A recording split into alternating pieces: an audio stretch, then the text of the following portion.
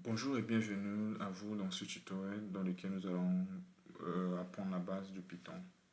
Alors pour cette vidéo, pour qu'on puisse utiliser Python, ce qu'il faut faire déjà dès le début, c'est d'abord d'installer le Python, rendre Python disponible sur son PC et ensuite installer un IDE pour pouvoir écrire des lignes de code en Python. Et donc pour notre tuto, on va utiliser PyCharm pour pouvoir coder en Python. Alors donc j'ai juste lancé l'IDE PyCharm. Donc le PyCharm il est là. Donc je vais vous mettre en description un lien qui va vous permettre d'installer les deux informations. Je vous montre comment installer pas à pas. L'IDE est d'abord en disponible Python et l'installation de l'IDE. Alors donc comme dans tous les autres langages, donc tout langage, euh, il faut toujours commencer par la base. Donc, on va commencer par la base. Et ce que j'ai choisi pour vous dans le début de ce tutoriel, c'est de voir ce que c'est que la notion des variables. Alors, en programmation, lorsqu'on parle de variables, en fait, les variables sont juste des entités dont la valeur peut changer. Comme le nom l'indique, c'est-à-dire que la valeur peut être changée. C'est comme un conteneur, c'est-à-dire on identifie, on ajoute un nom comme un identifiant pour un élément qui va contenir une valeur. Mais la valeur peut être changée au cours du programme. Donc par exemple, si je mets comme ça, V par exemple, V peut avoir une valeur, mais ça, le V, c'est le nom de ma variable, mais je peux avoir une information dans V. Maintenant ici, donc c'est ça la définition basique d'une variable. Maintenant, pour pouvoir utiliser ou mettre en place ces variables, il faut tout simplement savoir qu'il y a des critères qu'il faut tout simplement respecter. Pour pouvoir mettre en place une variable, déclarer une variable, il faut savoir qu'une variable, pour pouvoir le faire, il faut d'abord écrire, ou bien du moins le nom d'une variable commence par une lettre. C'est-à-dire qu'une variable, du moins, ne commence pas par un chiffre. Le nom d'une variable ne peut pas commencer par un chiffre. Ça, ce sont des règles de base. Le nom d'une variable ne doit pas être, du moins, commencer par un chiffre. Ensuite, une variable, quand la variable elle est composée, supposons que je veux avoir une variable qui doit se regarder le nom et le prénom. Je ne peux pas mettre le nom d'une variable en écrivant nom, prénom, comme ça séparé. Donc, ce sont des règles de base. Si je veux avoir une variable comme ça qui est une variable composée, ce que j'ai à faire, je peux faire tirer de 8. Tirer de 8, c'est que c'est une bonne déclaration. Mais si on met juste tiré de, comment on appelle, on met du moins l'espace ici, ce n'est pas une bonne déclaration. Donc les variables dites de type composé, il faut qu'on puisse mettre comme ça un tiré de 8 pour pouvoir séparer les noms-là. Donc ça forme du moins une seule variable. Mais si on met l'espace, lui il va prendre comme si ce sont deux variables. Donc par défaut, c'est comme ça que ça va se passer. Et comme ici en Python, ici c'est pas proprement typé. Donc du coup, lorsqu'on crée une variable, on ne donne pas le type de la variable. Selon l'information que la variable va recevoir, il va définir le type par rapport à l'information que la variable va recevoir. Donc on peut mettre une variable comme ça. On dit que voilà, ça reçoit 3. Bien évidemment, ça n'a pas de sens de dire non, prénom est égal à 3. Donc je vais mettre par exemple une variable v.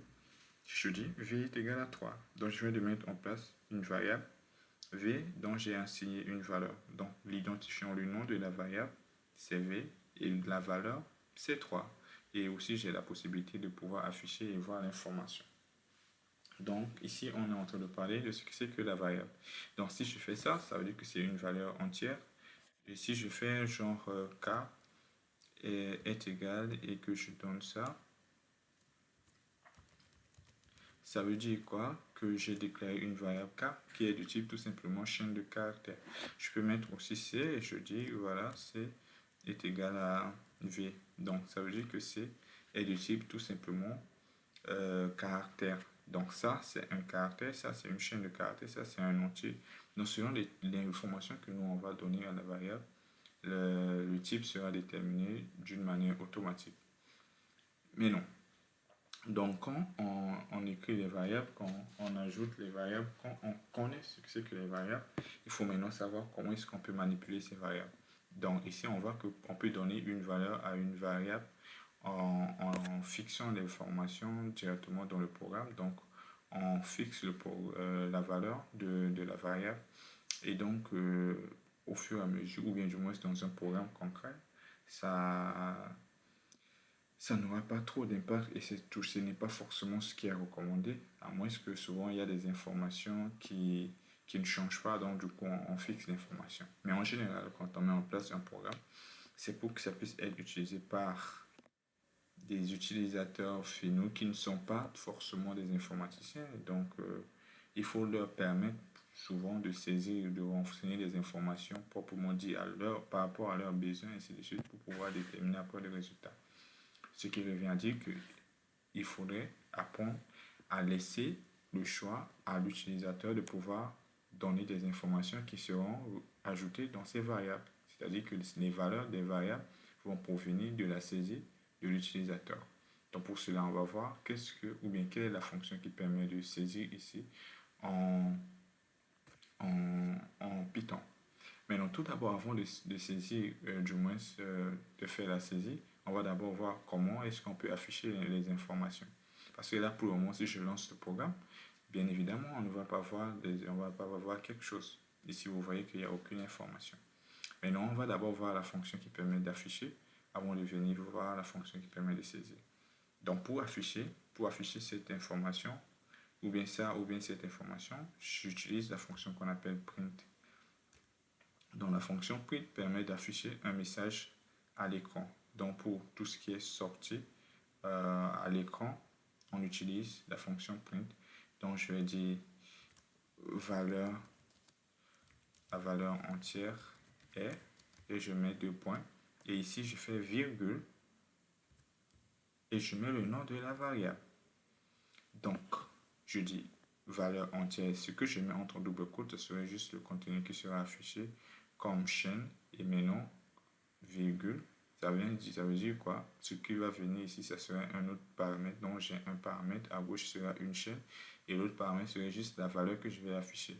Mais pour séparer les deux paramètres, je les sépare par virgule.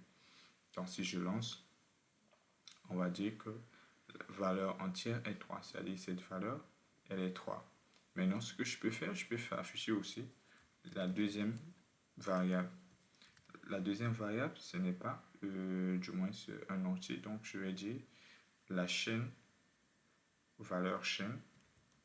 Je vais juste dire, normalement, on se comprend, valeur chaîne est, et donc ici, je vais mettre K.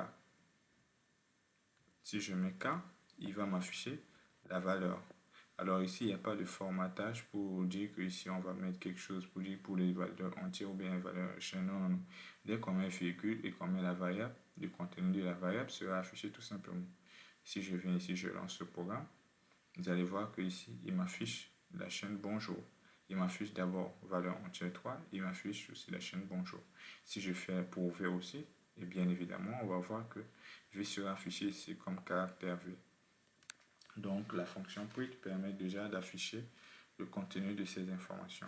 Ce n'est pas la seule manière de pouvoir afficher cette information, c'est-à-dire que je peux vouloir afficher les deux sur une même ligne. Ça, je l'ai affiché sur 2 lignes différentes, mais je peux pouvoir afficher les informations sur 2 lignes.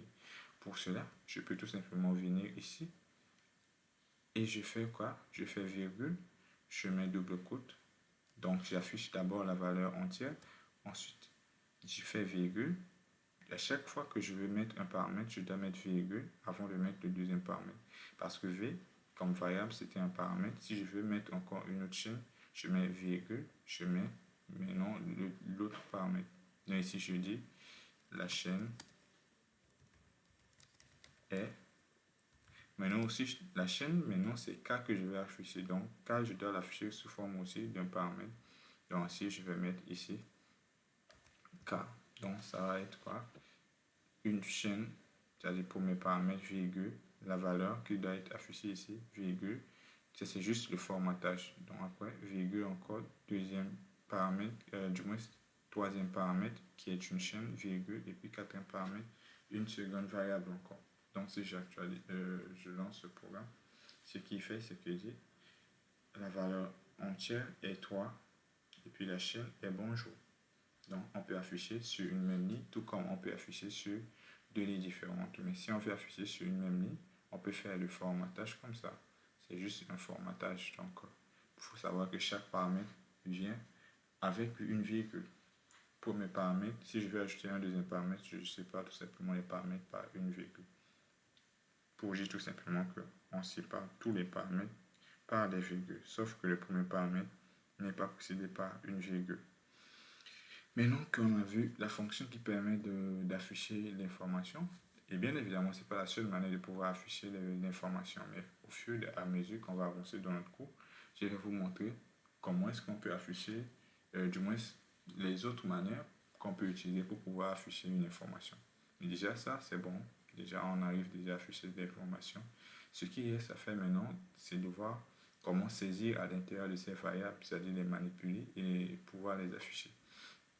Donc pour cela ici, je vais faire k est égal, et maintenant il y a une fonction ici qu'on appelle input. Dans le input va nous permettre tout simplement de récupérer ce qui sera saisi au clavier. Et donc je vais dire entrer la chaîne. Donc ce que je vais faire, c'est que je vais copier ça, je vais venir ici, copier. Donc j'ai k que j'ai créé, j'ai initialisé la valeur, j'ai affiché la valeur, je vais saisir à l'intérieur et la saisie va venir supprimer ou bien écraser tout simplement le contenu parce que j'ai dit dès le début qu'une variable peut changer de valeur au cours du programme. Par rapport à son nom, comme on dit variable, ça veut dire que sa valeur varie en fait au cours du programme. Dans cet instant, sa valeur est bonjour. Si j'affiche ici, ça serait bonjour. Si je viens ici que je saisis, la nouvelle valeur sera mise dans K. Et après, je vais afficher juste la nouvelle valeur. Donc ici, je vais juste dire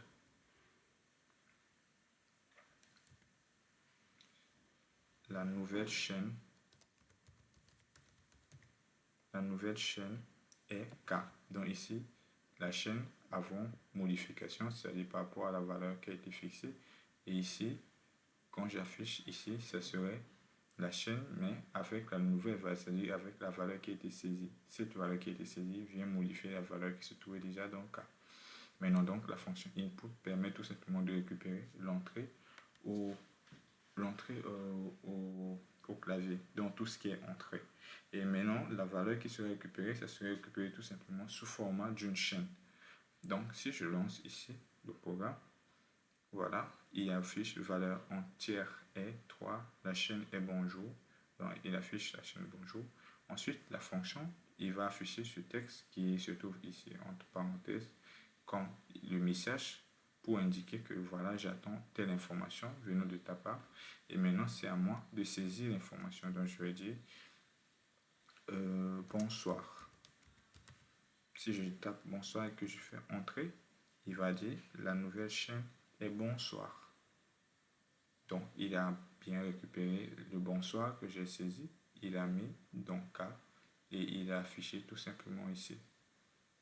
Donc, voilà comment est-ce qu'on peut manipuler les variables. Voilà du moins la notion sur les variables en Python.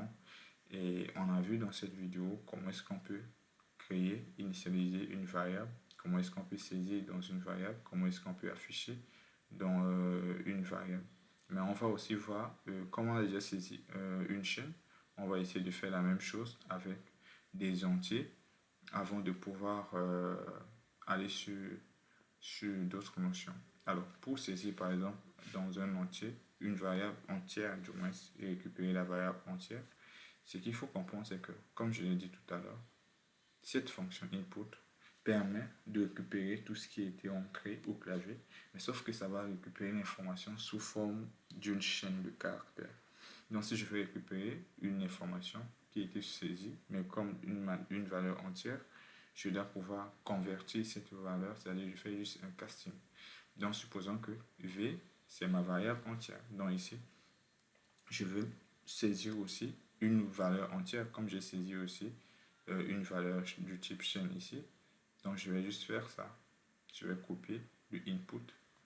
Et je vais venir ici mettre. Mais avant de faire, je dis que je vais récupérer un entier. Donc, je vais utiliser int comme ça, entre parenthèses, et j'envoie la fonction. Et là, j'envoie la fonction dans int. Ça veut dire que la chaîne qui sera saisie me sera tout simplement convertie en... C'est pas la chaîne qui sera saisie, je voulais dire. Quand on va saisir un entier, l'entier sera récupéré avec le input comme une chaîne. Mais ici, en ajoutant ou bien du moins en invoquant cette fonction int, la valeur sera tout simplement reconvertie en entier pour pouvoir être sauvegardée dans V. Donc si je dis ici, entrer la valeur entière, si je saisis 2 pour arriver ici dans le input, ça serait sous forme de chaîne.